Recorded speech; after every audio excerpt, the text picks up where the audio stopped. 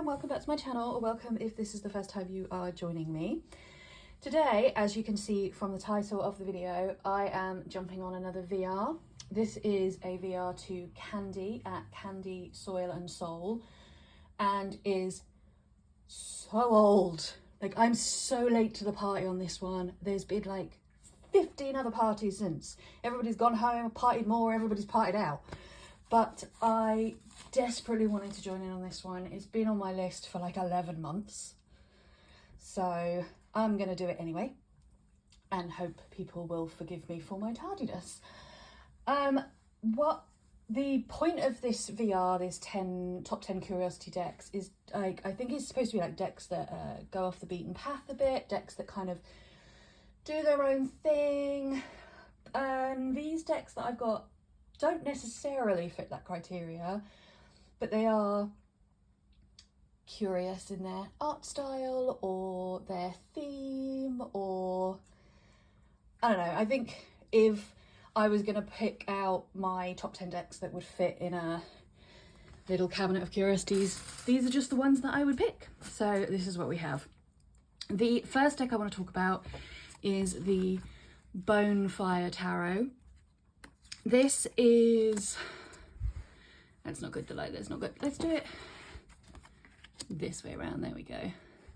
Like, this is a very tattoo style deck, and it's a very specific style of tattoo as well.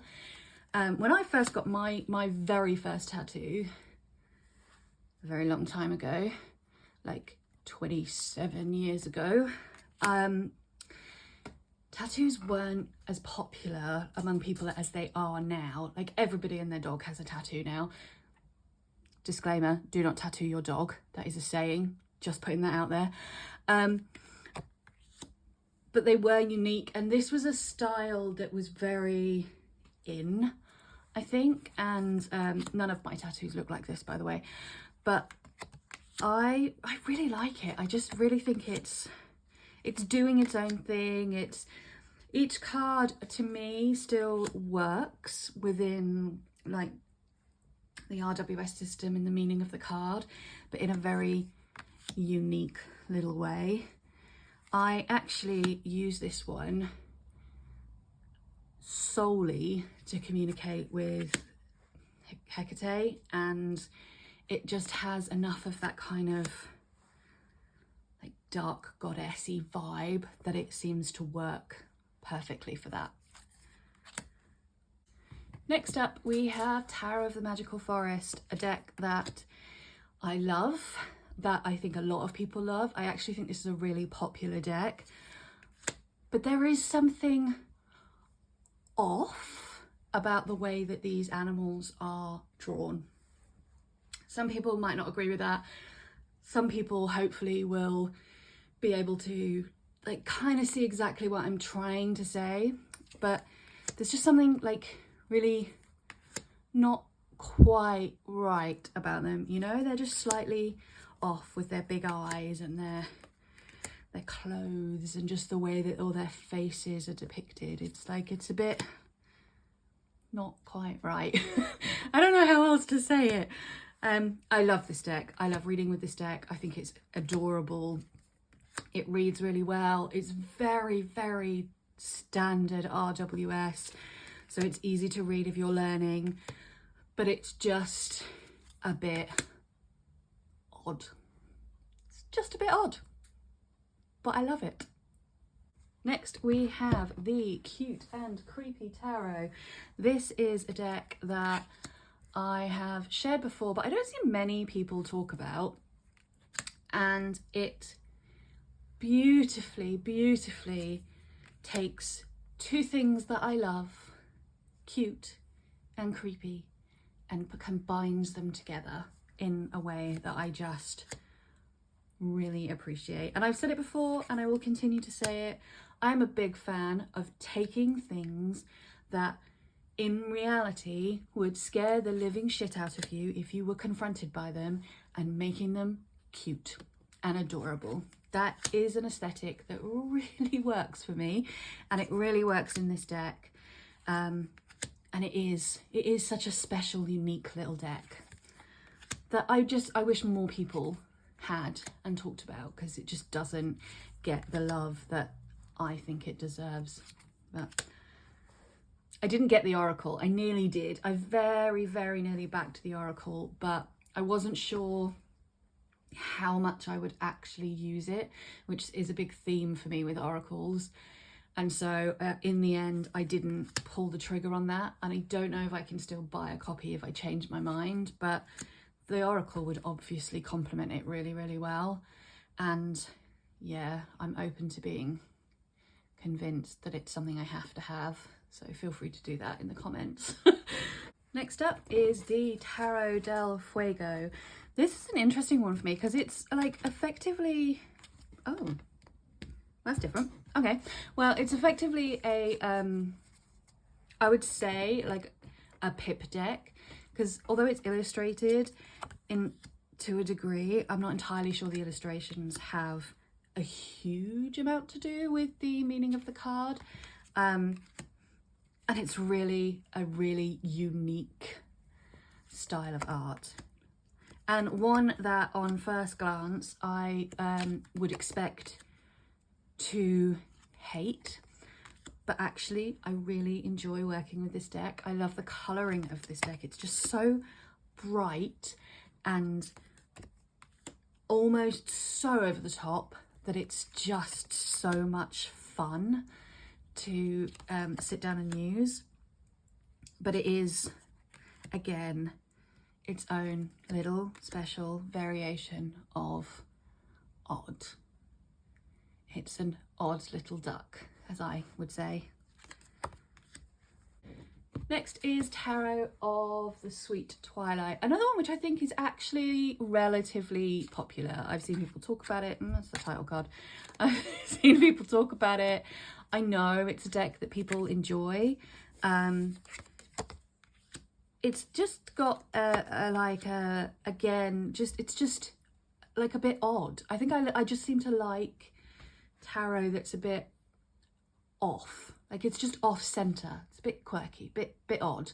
And it's got a very Tim Burton-esque like animation-y type feel to it, which is fun. Again, it's another desk that's just fun to work with. Like the coloring is joyful. It's joyfully colored, and it's, you know, there's some really interesting images in it, and it's fairly easy to work with if you're kind of just starting out, because it's pretty good at pulling the RWS meanings out of in terms of the imagery that it's depicting. So it's a deck that at first glance looks really unusual but reads really, really well. And again, that is sort of a theme, I guess, for the decks that I have, that I would put in my curiosity cabinet. Next is the Somnia Tarot. This is the only photography deck that I own.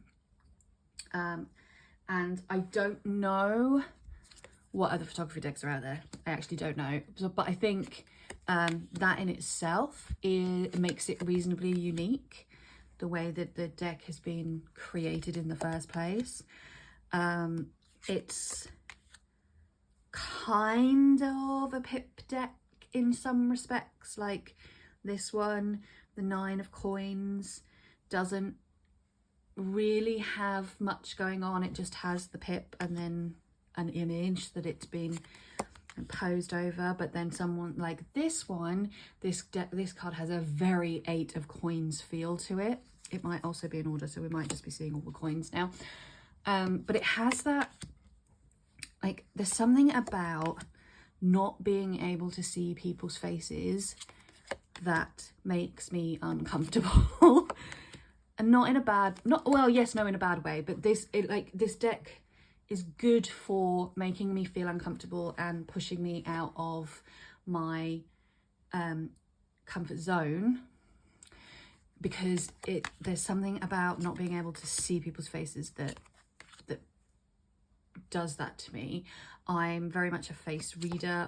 When we were all wearing masks, I struggled with that a lot because I couldn't see people's faces when I was trying to connect with them. And I feel like I talk with my face. I'm a person whose face is very expressive, and I do talk with my face. So I look to other people and their faces to see how they're feeling and to get their feel for their emotions and you know, which is what they're feeling. But so taking that away from me, taking that ability away from me,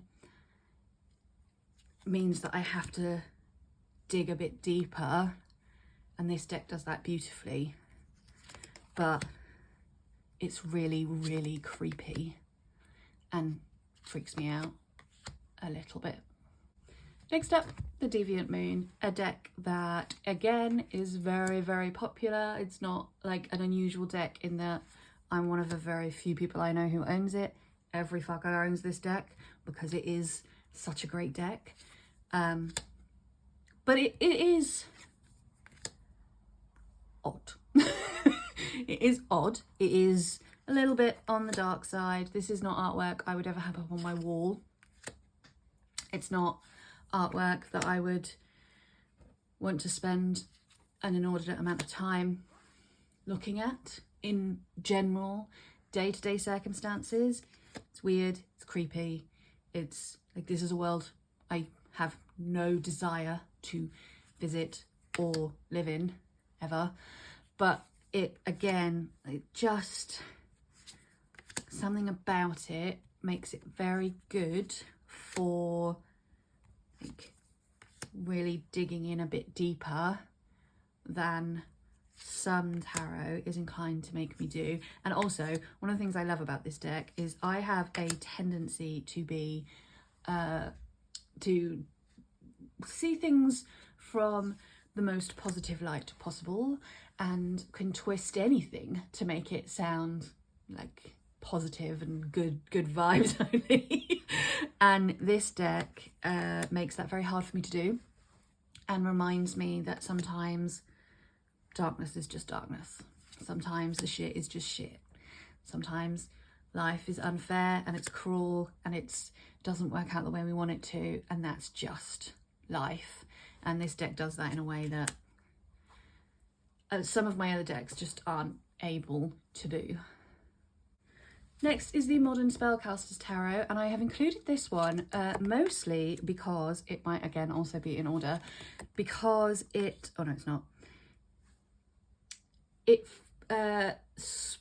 switches the wands and the swords. So the wands are air and the swords are fire, which I know is something that some people do in the way that they read tarot.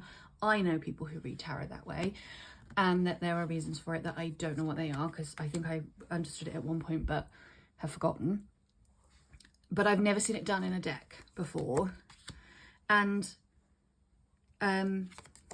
this is the only deck. So this is the only deck I know I own that does this. It's the only deck I know that does this, and it just, in terms of the imagery, it doesn't seem to make a huge amount of difference, if I'm completely honest, in how you would generally read that card. But you'll see like all of the swords have some element of fire in them, and all of the wands have kind of like some element of air in them.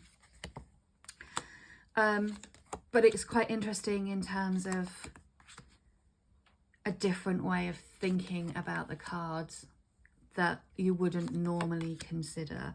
Like if the Four of Wands is more about air than fire in terms of an element, what does that mean for how we interpret that card?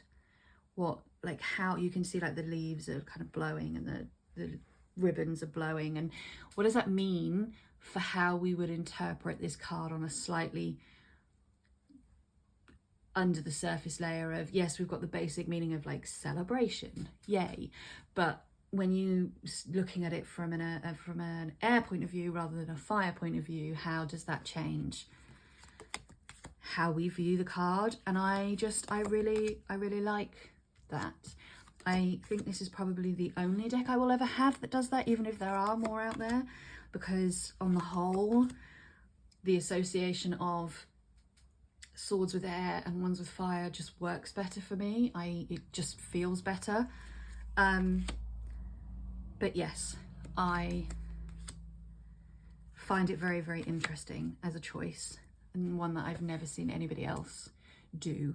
And it isn't like, it isn't mass market, or it isn't like an indie deck or anything. It's a Llewellyn deck in one of their big nice boxes. It's by Melanie Marquis, illustrated by Scott Murphy.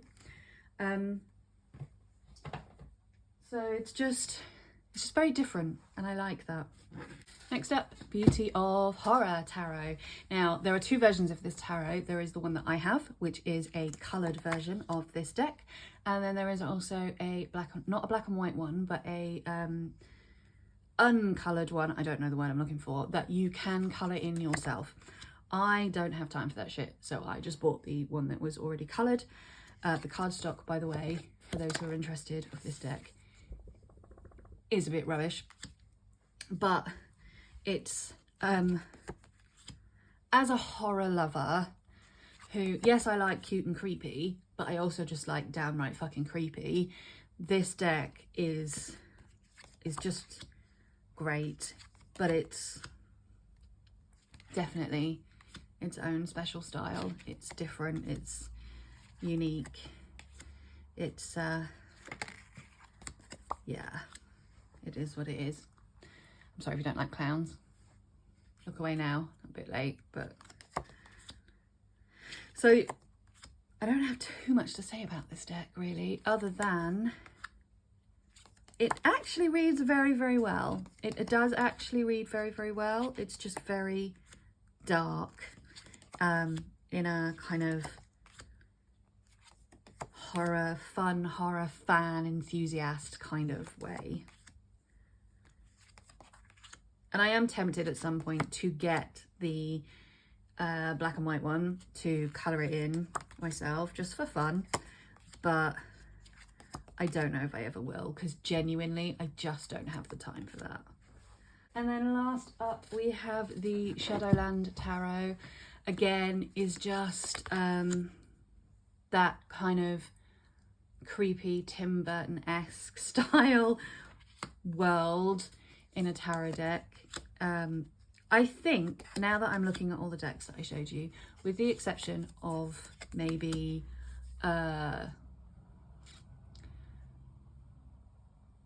one or two, the this video could have been titled Heather's creepy ass weird slightly off decks, because they all have, for the most part, some element of cute or cute and creepy, or slightly off and unusual. And I guess that's the point of a curiosity deck in a way. I know different people have done it in different ways, like people who you could have decks that do completely outside the norm that you would expect to see, and who've depicted certain cards in very unique ways and stuff. But I think for me, my curiosity decks are obviously those decks that are just a little bit on the dark or twisted side, even when that kind of dark twisted side is still kind of cute and far-sidey. So yeah, that is my top 10 curiosity decks. Thank you very much, Candy, for starting this tag like 100 years ago, and I'm sorry it took me so long to jump on it, but I enjoyed looking at my decks and thinking about what that would mean to me and what my cabinet would look like. It was a good exercise. Thank you very much if you have stuck with me this far. I will see you all very shortly for another one. Take care, everyone, and lots of love. Bye bye.